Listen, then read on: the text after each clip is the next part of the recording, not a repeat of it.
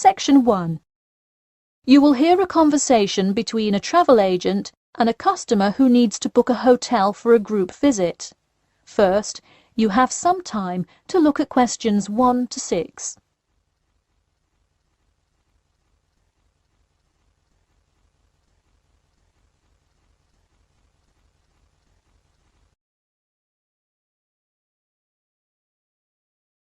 Now we shall begin.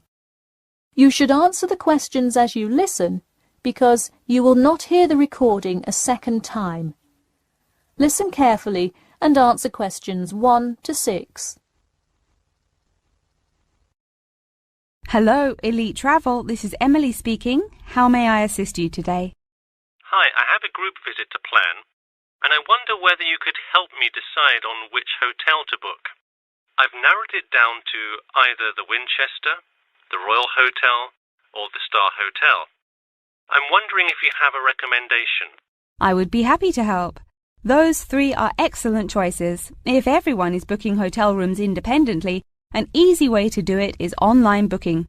The Star Hotel offers online bookings at no additional charge. It sounds fine. Yeah, and you can even book the gorgeous sea view rooms if you act quickly. I'll consider that. It would be great, since we're mostly first-time visitors to the area, to get a nice view of the water. Now, are there handicap-accessible rooms? Yes, all 3 options have access for the physically disabled. Great. I should also mention that we'll be on a tight schedule, so we won't have much time to go out for meals. Which of these hotels serve food? There is a limited continental breakfast menu at the Star and at the Winchester. For a full restaurant and room service, the Royal Hotel is your best bet. Oh, wonderful. Could you tell me more about the restaurant? Absolutely. In the morning, there is a gourmet buffet, or a la carte item, and after 11 a.m. lunch is served in the dining room. Dinners are in a nice, low-key but high-quality setting in the hotel's private dining room, and Fridays feature the house jazz band. How lovely. Is there a group discount?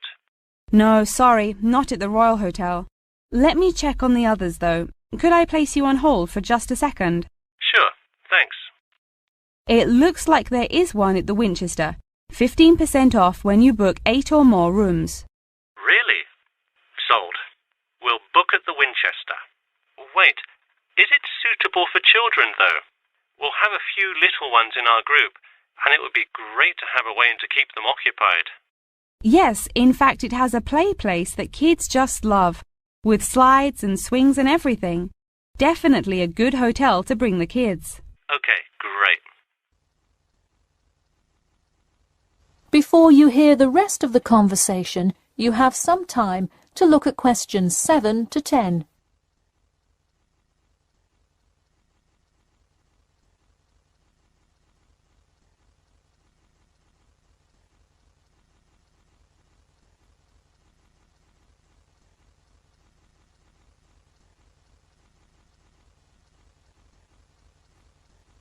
Now listen and answer questions 7 to 10. So now I know where we'll be staying. What next? Should I go ahead and book transportation and assign rooms and everything? Well, for now there are only a few things for you to take care of. We will hold a block of rooms for you as soon as you send a deposit. I recommend booking as soon as possible, so you probably want to send the invitations as soon as you know how many rooms to hold. Oh, right. Okay. I'll send the invitations and put down the deposit. Is there anything else I should take care of? Great. And don't worry about this now, but sometime before you arrive, do let us know if you'll be requiring our transport service to and from the airport. I'll make sure to let you know. Does that incur a service charge, or perhaps a tip, or some presents to show our gratitude for the personal car service? Oh, don't worry about it. It is a free service, so if you would like to tip, you are welcome to do so. But hotel drivers do not accept gifts. Thanks for your help. My pleasure. Enjoy your stay at the Winchester. That is the end of part 1. You now have half a minute to check your answers.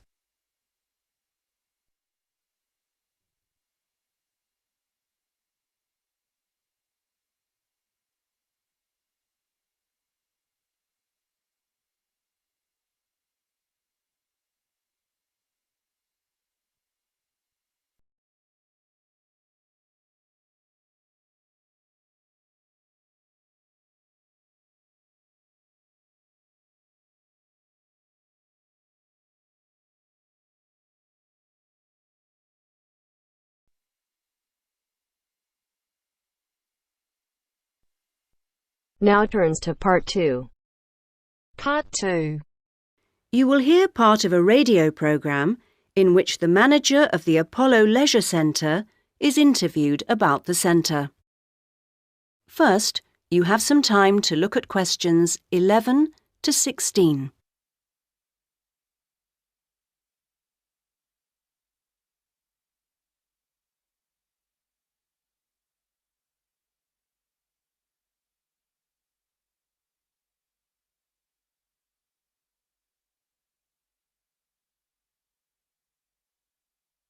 Now listen to the first part of the interview and answer questions 11 to 16. Next, I'd like to welcome Carol Brown, manager of the Apollo Leisure Centre. Carol, welcome. Thank you. Now, Carol, the Apollo seems a familiar sight, but how long has it actually been here? Well, we started negotiations to take over the previous Active Life Centre that used to occupy the premises in 2000 and planned to open in 2001, although the usual delays meant it was 2002 before we were up and running. And do you have quite a mix of members, or are you focused on certain groups? It's pretty broad, actually. There are something like 200 adult members, so that's our biggest group, but we also have as many as 100 youth members, together with about 50 family group members. And I think we'll see that section growing to 100 over the next couple of years. Healthy numbers. Yes, and we'll be developing the centre to make it even more attractive. We're hoping eventually to build in a rock climbing wall, which would make a useful addition. We've already opened our swimming pool, which is hugely popular, and we'll have a massage room open within 12 months. Now, I understand you have different categories of membership? Yes, to suit every pocket. Blue membership includes all facilities for the member and a guest at all times, which is good for people with unpredictable timetables. If you can make it during daytime hours, red membership gives you excellent returns for your fee. As for only half price, you can use all the facilities during the day, and they're actually less crowded then. Green membership is designed for people who are only able to come infrequently, and so, of course, costs less. And there are chances to socialise? Oh, certainly. Our cafe is very popular and is a nice place to wind down and chat after working out or whatever. In fact, while it used to shut at 8, we've extended that to 9 now, with last orders taken at 8:30. It serves a whole range of food and drink. So if someone wants to join, what do they do? Come and see us. We'll give you all the details. The induction process takes about an hour and a quarter, which includes 3/4 of an hour on average with a personal trainer, and something like half an hour being shown round the different facilities. So we'd be well looked after? Definitely. Now you have some time to look at questions 17 to 20.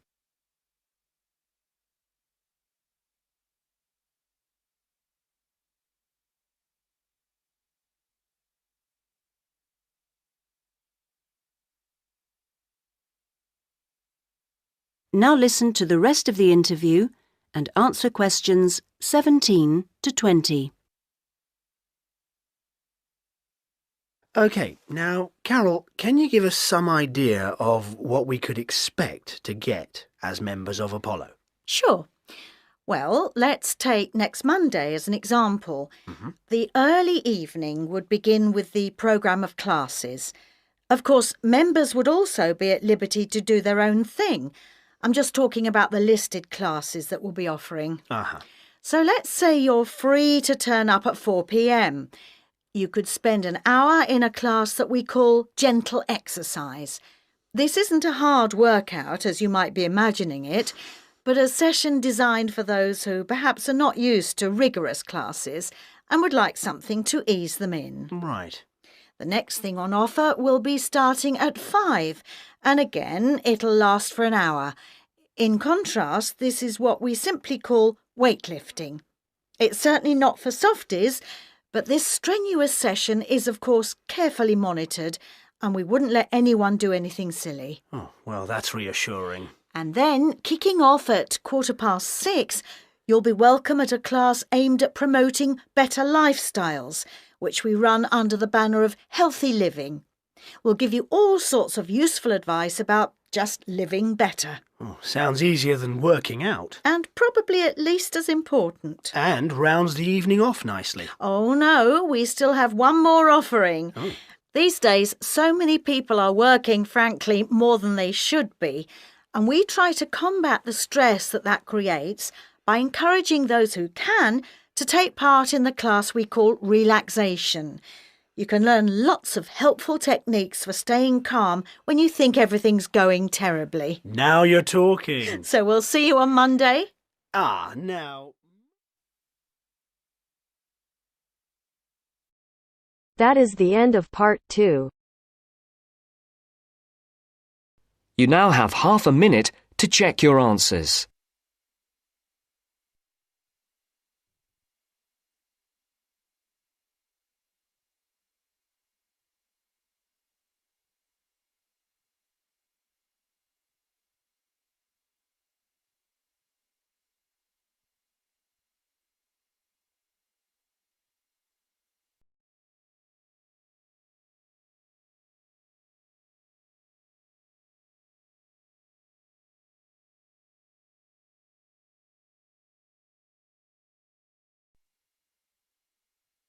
Now turns to part 3.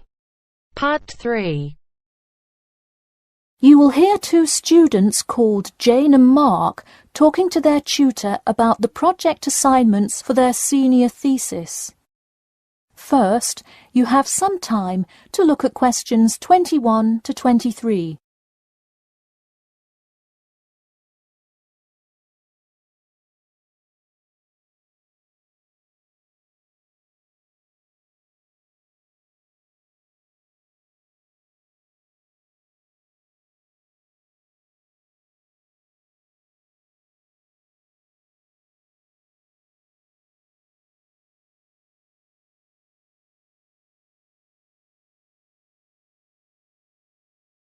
Now, listen carefully and answer questions 21 to 23.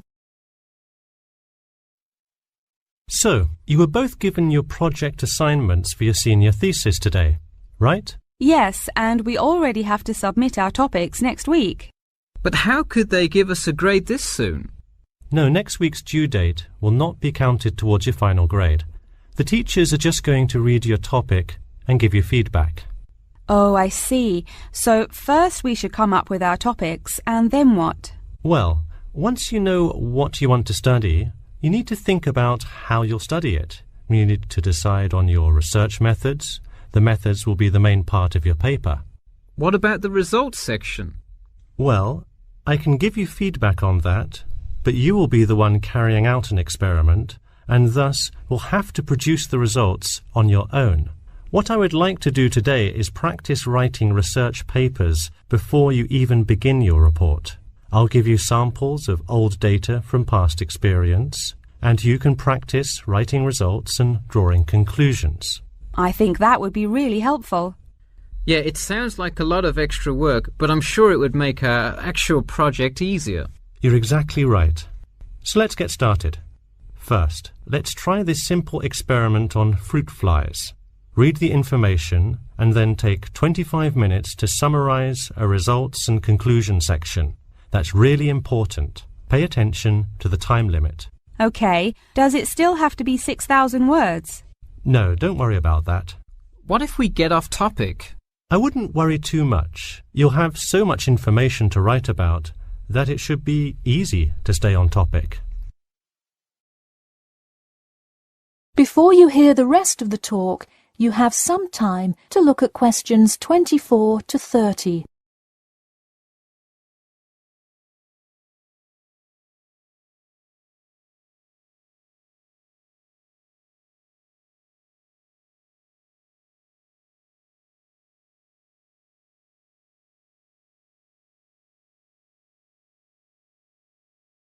Now listen carefully and answer questions 24 to 30. But what about other sources? Well, for this assignment, you can use the one from your textbook.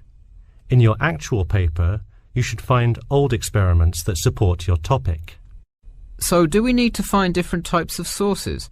For instance, should I be conducting lots of interviews to use in my paper? No, there's no need to conduct lots of interviews or anything like that. OK, I'm ready to get started. I'm still a little confused, though, on how we should format our paper.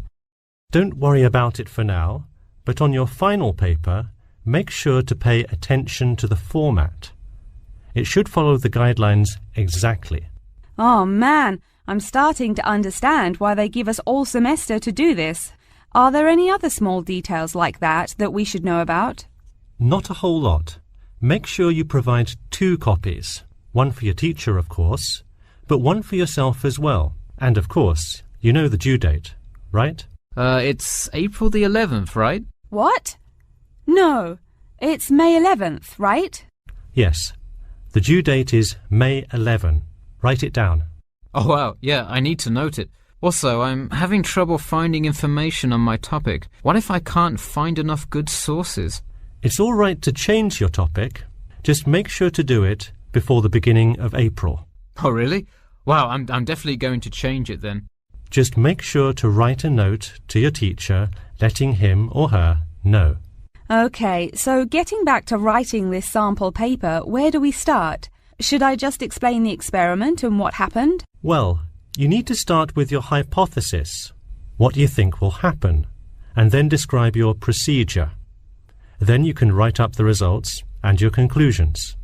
Oh boy, I don't know if I can handle any more instructions.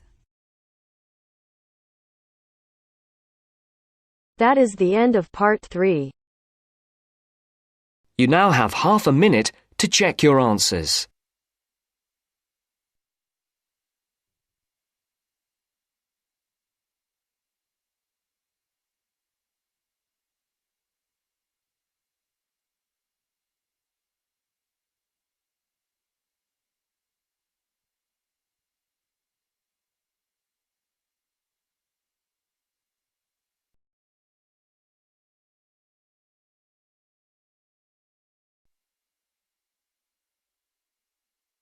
Now turns to part 4.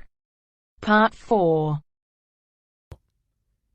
You will hear Rebecca Bramwell, an artist and illustrator, giving advice on how to get your first job or commission as an artist. First, you have some time to look at questions 31 to 35.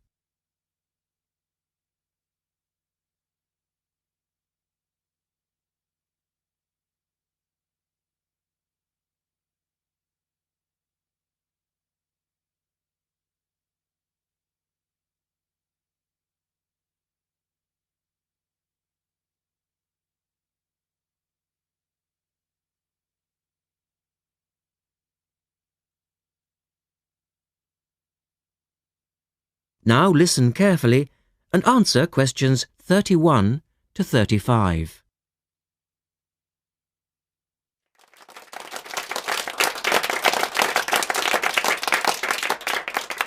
I'd like to introduce Rebecca Bramwell, an artist and illustrator who has come along today to talk to you all about getting your first job or commission as an artist. Over to you, Rebecca. Thank you for inviting me. I remember when I graduated back in 1983, I was very excited about getting my first commission. My degree was in fine art and I'd worked long and hard to get it. I was an enthusiastic student and I never found it difficult to find the incentive to paint. I think as a student you're pushed along by fellow students and tutors and the driving force is there. However, when you leave college, you find yourself saying things like, I'll have one more cup of coffee and then I'll sit down to work. I hate to admit it, but I say it myself. Suddenly, it isn't finding the inspiration or getting the right paper that's a problem. It's you. In my view, There are a number of reasons why this happens. It's a real challenge making a decent living as a new artist. You have to find a market for your work. Often you work freelance and need to take samples or portfolios of your work from place to place. These experiences are common to a lot of professional people. But artists also have to bare their souls to the world, in a way. More than anything, they want praise. If people don't like what they create, then it can be a very emotional and upsetting experience hearing them say this. I began to realise that these problems were preventing me from having a career in art, and so I decided to experiment. I was a painter, but I started to dabble in illustration, drawing pictures for books, cards, and this offered me the opportunity to become more emotionally detached from my work. I was no longer producing images from the heart, but developing images for a specified subject, taking a more practical approach. I began to develop a collection of my illustrations, which I put into a portfolio and started to carry around with me to show prospective clients and employers. But it was still tricky because publishers, for example, want to know that your drawings will reproduce well in a book. But without having had any work published, it's hard to prove this. Having a wonderful portfolio or a collection of original artwork is, of course, a first step. But what most potential clients would like to see is printed artwork, and without this evidence, they tend to hold back still when it comes to offering a contract. Look at questions 36 to 40.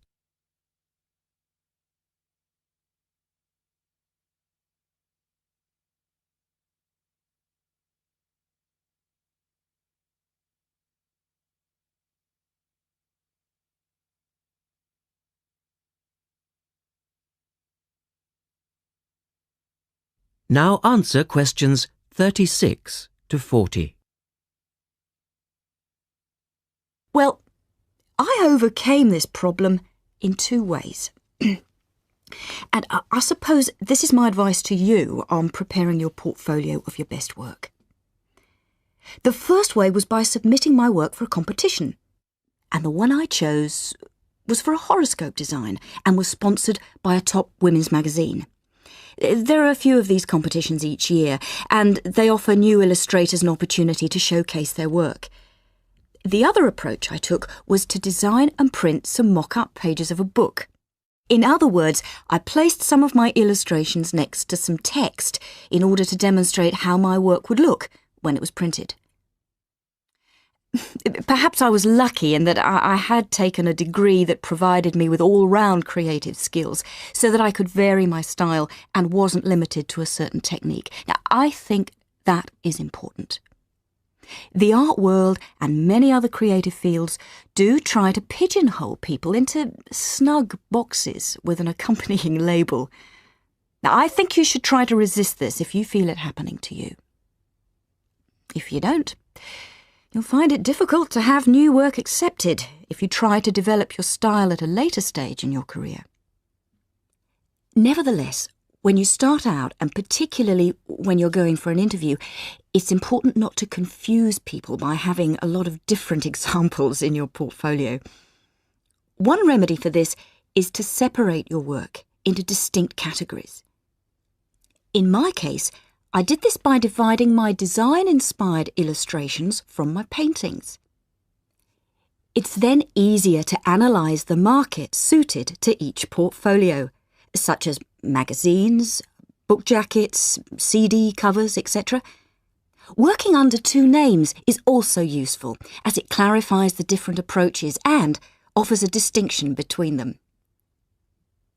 I think it's been hard for artists to be recognised in anything other than the pigeonholes that they've been placed in. But luckily, these barriers are slowly being demolished. So I really do wish you all the very...